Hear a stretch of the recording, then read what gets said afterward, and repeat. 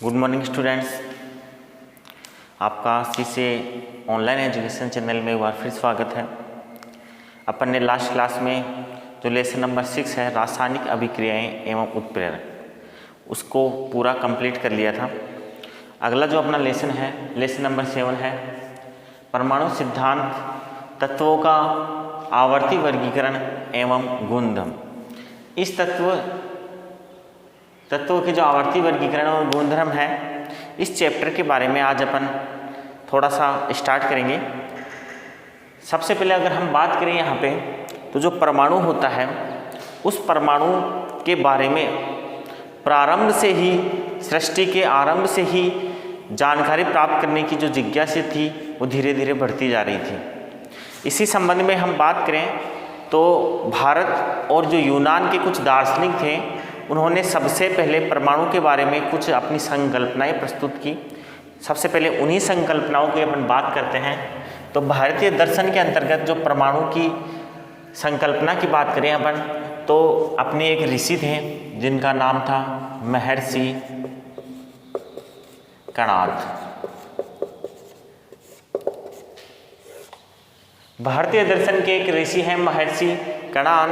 महर्षि कणाद ने सबसे पहले परमाणु के बारे में अपने विचार प्रदर्शित किए। महर्षि कणाद ने ये कहा कि जो परमाणु होता है वो एक पदार्थ का सबसे छोटा कण होता है। उन्होंने ये कहा कि यदि किसी पदार्थ को अपन बार बार तोड़ते जाते हैं, अगर उसको हम क्या करते हैं, तोड़ते जाते हैं बार बार, और तो लास्ट में अंतिम रूप से एक ऐसा तत्व या एक ऐसा कण प्राप्त होता है तत्व का जिसको और अपन अधिक विभाजित नहीं कर सकते हैं। इस चीज़ को महर्षि कणाद ने परमाणु नाम दिया था। उन्होंने बताया कि किसी पदार्थ को यदि हम बार बार विभाजित करते जाएं और अंतिम रूप से जो उसका जो पार्टिकल होता है, अंतिम जो कण होता है जिसको अपन और अधिक विभाजित नहीं कर सके, उसको महर्षि कणाद ने परमाणु नाम दिया था। इसके बाद एक और भारतीय दार्शनिक थे जिनका नाम था पकुदा काव्यायन। पकुदा काव्यायन ने भी परमाणु के संदर्भ में अपने कुछ सिद्धांत दिए।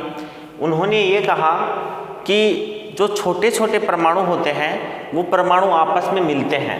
छोटे छोटे जो परमाणु होते हैं वो आपस में मिलते हैं और मिलने के बाद एक पदार्थ का निर्माण कर देते हैं। अर्थात छोटे छोटे जो कण होते हैं वो कण परमाणु होते हैं, और वो परमाणु जब आपस में मिलते हैं तो फिर वो पदार्थ का निर्माण कर देते हैं। इस संबंध में भारतीय दर्शन के अलावा जो आपके यूनानी दार्शनिक थे, उन दार्शनिकों ने भी अपने विचार इस संदर्भ में प्रस्तुत किए। तो जो अपने यूनानी दार्शनिक थे, उन यूनानी दार्शनिकों की अगर हम बात करें तो दो यूनानी दार्शनिक थे। एक थे डेमोक्रेट्स और दूसरे थे लेसोफस। डेमोक्रेट्स और लेसोपस ने इस संबंध में अपने सिद्धांत प्रस्तुत किए और उन्होंने ये कहा कि जो परमाणु होता है उस परमाणु को एटम नाम दिया। परमाणु को एटम जो नाम दिया था वो नाम दिया था डेमोक्रेट्स और लेसोपस नामक दार्शनिक यूनानी दार्शनिकों ने। ये तो अपन हुई परमाणु की प्राचीन जो संकल्पनाएं थी, दार्शनिक संकल्पनाएं थी, उनकी बात। उसके बाद आधुनिक काल में परमाणु के बारे में क्या क्या जानकारी प्राप्त की गई और किस किस वैज्ञानिक ने इस संबंध में अपने विचार प्रदर्शित किए। तो अपन आधुनिक काल की बात करें तो आधुनिक काल में सबसे पहले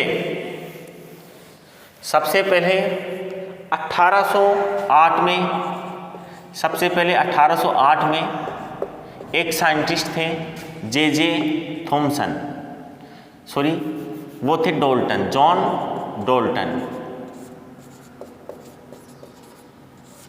1808 में एक जो भारतीय हम बात करें सिद्धांत की परमाणु के संबंध में, तो 1808 के अंदर सबसे पहले जॉन डोल्टन नामक जो वैज्ञानिक थे, उन्होंने परमाणु के बारे में स्पष्ट रूप से संकल्पना प्रस्तुत की। ये जो जॉन डाल्टन थे ये ब्रिटेन के रहने वाले थे, ब्रिटेन के रहने वाले थे और ये वहाँ पे अध्यापक का काम करते थे। ब्रिटेन में अध्यापक का काम करते थे जॉन डाल्टन, और उन्होंने जॉन डाल्टन ने अपने कुछ सिद्धांत प्रतिपादित कर रखे थे उस समय उन्होंने सिद्धांत प्रतिपादित किए थे अपने। वो सिद्धांत थे रासायनिक संयोजन के नियम, रासायनिक संयोजन के नियम। इनका दूसरा सिद्धांत था द्रव्यमान संरक्षण के नियम। इस प्रकार से ये उस समय इन सिद्धांतों का अध्ययन कर रहे थे, रासायनिक संयोजन के नियम, द्रव्यमान संरक्षण के नियम। इन सिद्धांतों का अध्ययन करने के दौरान उन्होंने परमाणु के बारे में अपनी संकल्पनाएं प्रस्तुत की, और इन संकल्पना प्रस्तुत करने के कारण ही कहा जाता है कि जो परमाणु के खोजकर्ता थे, जनक थे, सबसे पहले परमाणु के बारे में जिन्होंने बताया था वो कौन थे? John Dalton. जॉन डाल्टन को परमाणु का जनक भी माना जाता है। जॉन डाल्टन को परमाणु का जनक भी माना जाता है क्योंकि परमाणु के बारे में सबसे पहले जॉन डाल्टन ने ही 1808 में बताया था। ये ब्रिटिश अध्यापक थे। ये रासायनिक संयोजन के और द्रव्यमान संरक्षण के नियम का जब अध्ययन कर रहे थे तो उस दौरान अपनी कुछ संकल्पनाएं प्रस्तुत की। ये जो संकल्पनाएं थी वो डाल्टन के सिद्धांत के रूप में जानी जाती है, और इन्हीं संकल्पनाओं के आधार पर परमाणु की जो संरचना होती है उसके बाद में जानकारी प्राप्त की गई। तो सबसे पहले अपन पढ़ते हैं जॉन डाल्टन की परमाणु संकल्पनाएं।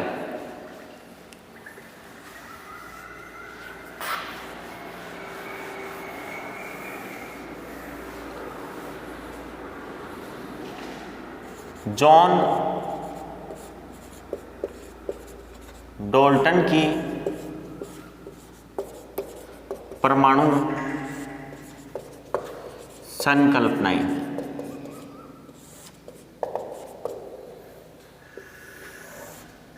देखो, जॉन डाल्टन ने परमाणु की संकल्पना प्रस्तुत करते समय सामान्यतः रासायनिक संयोजन और द्रव्यमान संरक्षण के नियम का ध्यान रखा था। इस संबंध में उन्होंने सबसे पहले अपनी जो संकल्पना प्रस्तुत की वो ये थी कि जो प्रत्येक पदार्थ होता है वो छोटे छोटे कणों से मिलकर बना हुआ होता है। कोई सा भी पदार्थ हो वो छोटे छोटे कणों से मिलकर बना हुआ होता है, और इन कणों को ही परमाणु कहा जाता है। इन्होंने कहा कि प्रत्येक पदार्थ छोटे छोटे कणों से मिलकर बना होता है, और इन्हीं कणों को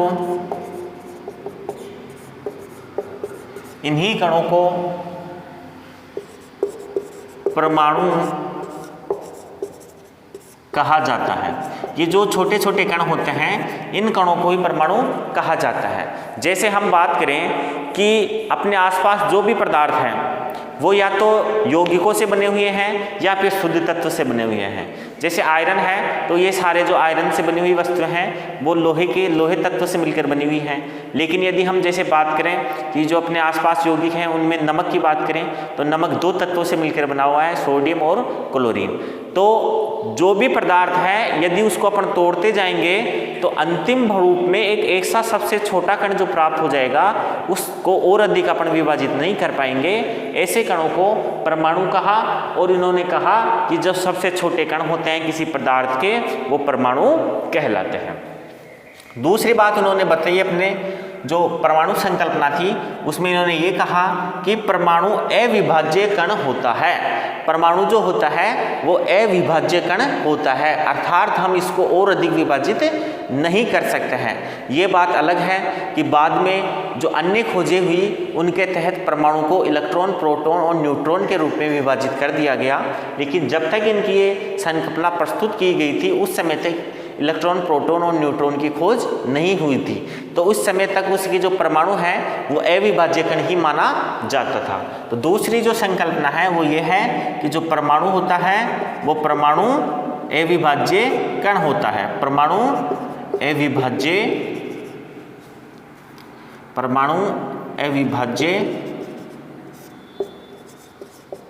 कण होता है, अर्थात परमाणु का अपन और अधिक विभाजित नहीं कर सकते हैं। तीसरी जो इसकी संकल्पना प्रस्तुत की गई थी वो तीसरी संकल्पना ये थी कि एक ही प्रकार के जो पदार्थ होते हैं वो एक ही प्रकार के परमाणुओं से मिलकर बने हुए होते हैं और उनके भौतिक और जो रासायनिक गुणधर्म होते हैं वो भी समान होते हैं। कहने का मतलब यदि अपने पास कोई एक ही प्रकृति का पदार्थ है तो उस पदार्थ के सारे परमाणु भौतिक और रासायनिक रूप से समान गुणों को प्रदर्शित करेंगे। जैसे यदि हम बात करें कि आपके जो लोहे की बनी हुई वस्तुएं हैं, अब जो लोहे की बनी हुई वस्तु है तो उसमें सभी जो कण हैं, परमाणु हैं, वो लोहे के हैं। तो अपन किसी भी कण को उठा के उसके गुणों का अध्ययन करें तो उसके जो गुण होंगे कैसे होंगे, समान होंगे। दो जो परमाणु होंगे किसके, लोहे के तत्व के जो परमाणु होंगे दो, उनके भौतिक और जो रासायनिक गुण होंगे वो समान होंगे। अर्थात इन्होंने बताया कि समान पदार्थों के परमाणुओं के भौतिक व रासायनिक गुण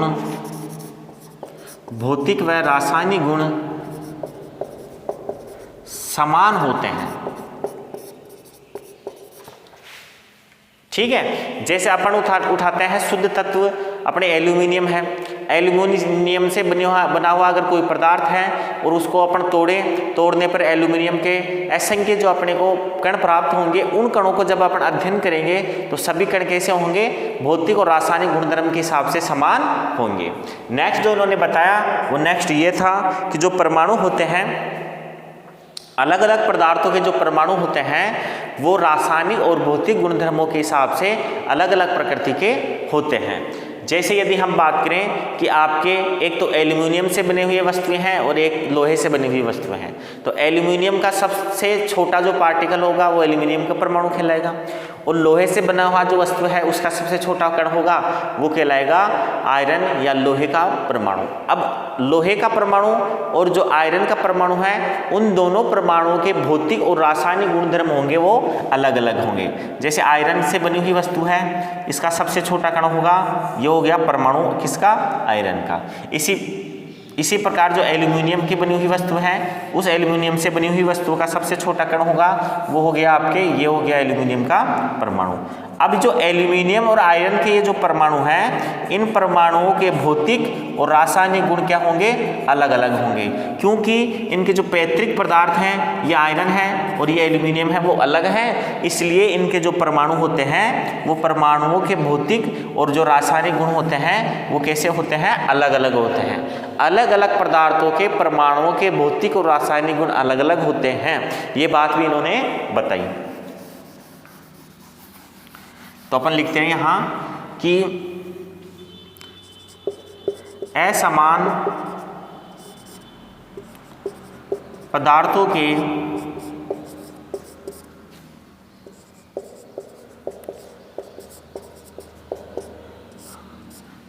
परमाणुओं के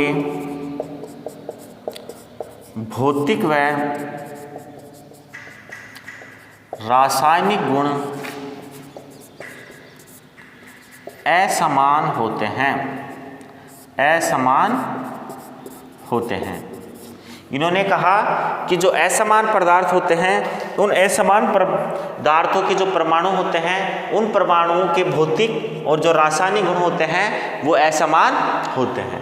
इसके बाद है अगला जो उन्होंने कंसेप्ट दिया परमाणुओं के संकल्पना के संबंध में उन्होंने ये बताया कि जो 2 या 2 से अधिक परमाणु होते हैं वो निश्चित अनुपात में मिलते हैं और निश्चित अनुपात में मिलने के बाद यौगिकों का निर्माण कर देते हैं। 2 या 2 से अधिक परमाणु निश्चित अनुपात में मिलते हैं और निश्चित अनुपात में मिलने के बाद किसी यौगिक का निर्माण कर देते हैं। जैसे यदि हम बात करें कि हाइड्रोजन और जो ऑक्सीजन है, हाइड्रोजन और ऑक्सीजन के जो परमाणु होते हैं वो जब भी 2:1 में मिलते हैं, हाइड्रोजन और ऑक्सीजन के परमाणु जब भी 2:1 में मिलते हैं तो ये क्या करते हैं, जल का निर्माण करते हैं, H2O का निर्माण करते हैं, जल के यौगिक का निर्माण कर देते हैं।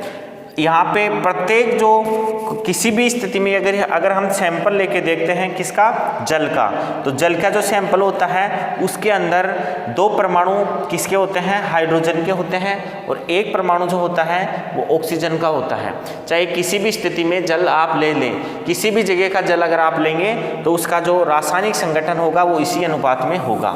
इस संबंध में जो परमाणु के जनक थे डाल्टन, उन्होंने बताया कि जो परमाणु होते हैं अलग अलग तत्वों के वो समान अनुपात में या एक निश्चित अनुपात में मिलकर क्या करते हैं, यौगिक का निर्माण करते हैं। तो इसको अपन नोट करते हैं।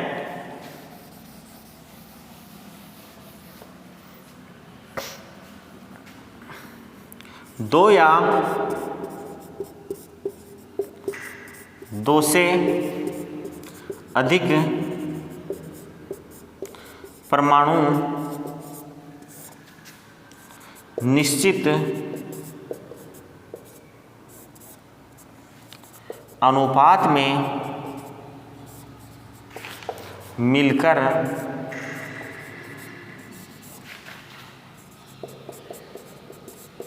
यौगिक का निर्माण करते हैं। 2 या 2 से अधिक परमाणु निश्चित अनुपात में मिलकर किसी यौगिक का निर्माण कर देते हैं। लास्ट जो इसका कंसेप्ट था परमाणु संकल्पना का, वो ये था कि जो परमाणु होते हैं उनको ना तो नष्ट किया जा सकता है और ना ही परमाणुओं का निर्माण किया जा सकता है। प्रकृति में जो परमाणु जिस रूप में है वो उसी रूप में रहता है। ना तो परमाणु को कभी नष्ट कर सकते हैं अपन और ना ही परमाणु को बना सकते हैं। हाँ, ये हो सकता है कि रासायनिक अभिक्रियाओं के दौरान जो परमाणु होते हैं वो क्या कर सकते हैं, एक दूसरे से संयोजित होने में बदल सकते हैं, लेकिन उनको नष्ट और या फिर उनका निर्माण नहीं किया जा सकता है। परमाणुओं को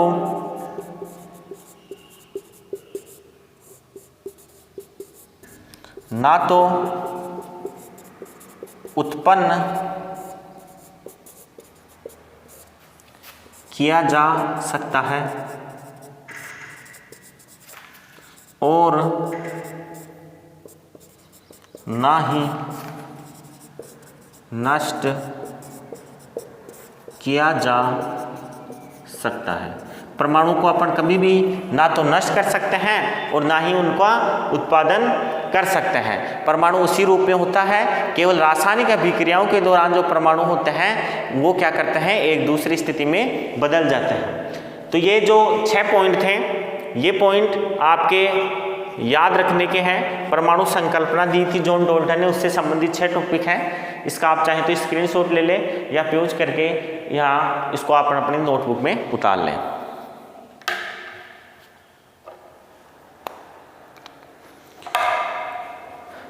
चलो ठीक है। जॉन डाल्टन के परमाणु सिद्धांत या परमाणु संकल्पना प्रस्तुत करने के बाद इस बात के बारे में जिज्ञासा ज़्यादा बढ़ने लग गई थी कि जो परमाणु होता है उसकी संरचना कैसी होती है। परमाणु क्या एक ही तत्व के जो परमाणु होते हैं उन सभी तत्वों के परमाणुओं की संरचना समान होती है, या फिर जो अलग अलग तत्व के परमाणु हैं उनकी संरचनाओं में क्या भिन्नता प्रदर्शित होती है। इस संबंध में अलग अलग वैज्ञानिकों ने अपने अपने प्रतिरूप प्रस्तुत किए और परमाणु की संरचना को समझाने में अपना योगदान दिया। इसी संबंध में अपन बात करते हैं कि जो परमाणु की संरचना है उसके संबंध में अलग अलग वैज्ञानिकों ने किस प्रकार से अपने अपने प्रतिरूप दिए थे और उन प्रतिरूपों से हमें क्या परमाणु की जानकारी प्राप्त करने में क्या सुविधाएं उत्पन्न होती है और क्या उनकी कमियां रह गई थी। तो इस संबंध में सबसे पहले जो परमाणु प्रतिरूप दिया था वो दिया था थॉमसन नामक वैज्ञानिक ने, जिसे अपन बोलते हैं थॉमसन का परमाणु प्रतिरूप। थॉमसन का परमाणु प्रतिरूप इंग्लिश में इसको बोलते हैं मॉडल। परमाणु संरचना के ये मॉडल है, परमाणु संरचना के मॉडल या फिर प्रतिरूप। इस संबंध में अपन पहला जो टॉपिक लेते हैं वह है थॉमसन का परमाणु प्रतिरूप या परमाणु मॉडल। देखो, थॉमसन जिनका पूरा नाम था जे थॉमसन, इन्होंने 1898 में अपना जो मॉडल था वो प्रस्तुत किया था। जे थॉमसन ने 1898 में अपना जो मॉडल है वो प्रस्तुत किया था। थॉमसन ने ये बताया कि जो परमाणु होता है वो एक ठोस धनावेशित गोला होता है। परमाणु जो होता है वो एक ठोस होता है और धनावेशित गोला होता है। परमाणु को इन्होंने ठोस बता दिया और जो ठोस वाला भाग होता है वो सारा कैसा होता है, धनावेशित होता है। फिर उन्होंने बताया कि जो परमाणु होते हैं उसके बीच बीच में इलेक्ट्रॉन धसे हुए रहते हैं। ये जो इलेक्ट्रॉन होते हैं वो परमाणु के बीच में धसे हुए रहते हैं। तीसरी बात इन्होंने बताई कि किसी भी परमाणु के अंदर इलेक्ट्रॉन और जो प्रोटॉन होते हैं उन दोनों की जो मान होता है वो दोनों का मान बराबर होता है और इसके परिणाम स्वरूप जो परमाणु होता है वो उदासीन प्रकृति का होता है।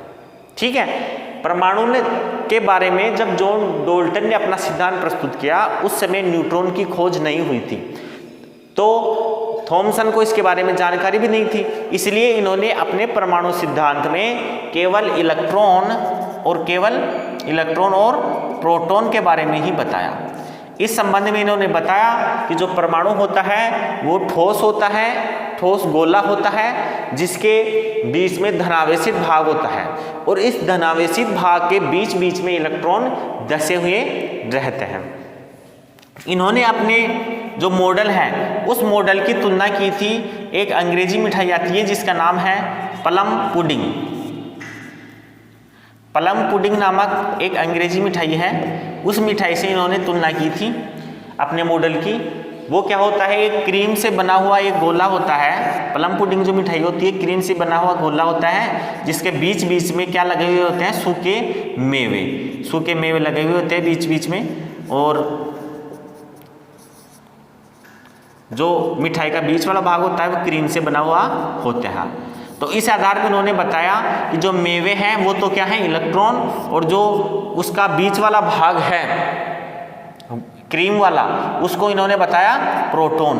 इस संबंध में अगर हम बात करें तो प्लम पुडिंग मिठाई की तुलना हम भारतीय परिवेश में बात करें तो हम तरबूज से कर सकते हैं। प्लम पुडिंग नामक मिठाई की तुलना हम भारतीय परिवेश में तरबूज से कर सकते हैं और तरबूज के माध्यम से हम थॉमसन के मॉडल को भी समझ सकते हैं। जिस प्रकार से थॉमसन ने बताया उसके अनुसार जैसे तरबूज वाला हिस्सा होता है, एक तरबूज होता है, उस तरबूज के अंदर जो लाल वाला हिस्सा होता है तरबूज का, उसको हम थॉमसन के अनुसार धनावेशित भाग मान सकते हैं। जो लाल वाला हिस्सा होता है परमाणु का, जो तरबूज का लाल वाला हिस्सा होता है, उस लाल वाले हिस्से को हम थॉमसन के सिद्धांत के अनुसार धनावेशित भाग मान सकते हैं और वो जो धनावेशित भाग होता है वो क्या कहलाएगा, प्रोटॉन कहलाएगा। अब आपको पता है कि जो तरबूज होता है उस तरबूज के बीच बीच में उसके बीज आते हैं, तो उन बीजों को अपन, तरबूज के जो बीज होते हैं उन बीजों को अपन क्या मान सकते हैं, उस बीजों को अपन मान सकते हैं इलेक्ट्रॉन। तो परमाणु के जो प्लम पुडिंग मॉडल दिया था थॉमसन ने, उसकी तुलना हम अपने तरबूज से कर सकते हैं और तरबूज से करके अपन जो उसका लाल वाला जो हिस्सा है उसको तो मान सकते हैं क्या, धनावेशित भाग प्रोटॉन, और जो उसके बीज वाला हिस्सा है उसको ऋणावेशित भाग मान के उसको इलेक्ट्रॉन मान सकते हैं। तो इस संबंध में थॉमसन ने अपना सिद्धांत इस प्रकार से प्रस्तुत किया। इसके एक एक बिंदु को अपन एक एक बार लिख के देख लेते हैं और अपन समझने का और प्रयास करते हैं कि किस प्रकार से थॉमसन ने अपने परमाणु प्रतिरूप प्रस्तुत किया। सबसे पहले बात करें तो थॉमसन ने बताया कि जो परमाणु होता है वो ठोस धनावेशित गोला होता है। परमाणु होता है वो ठोस धनावेशित गोला होता है। दूसरी बात इन्होंने बताई कि जो इलेक्ट्रॉन होते हैं, इलेक्ट्रॉन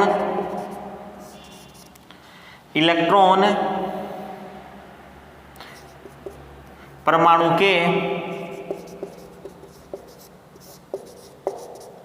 बीच में धसे हो सकते हैं। जो परमाणु के बीच में इलेक्ट्रॉन होते हैं वो धसे हुए हो सकते हैं। तीसरी बात इन्होंने बताई परमाणु में इलेक्ट्रॉन व प्रोटॉन दोनों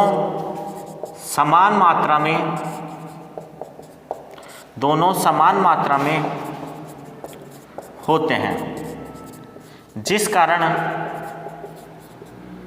कारण परमाणु उदासीन होता है। इन्होंने तीन अपने परमाणु के संबंध में संकल्पना प्रस्तुत की। पहली ये बताई कि परमाणु ठोस धनावेशित गोला होता है। ये हो गया आपके परमाणु। ये कैसा है? ठोस धनावेशित गोला है। इलेक्ट्रॉन परमाणु के बीच में धसे हुए होते हैं। तो जो इलेक्ट्रॉन होते हैं वो परमाणु के बीच में धसे हुए होते हैं।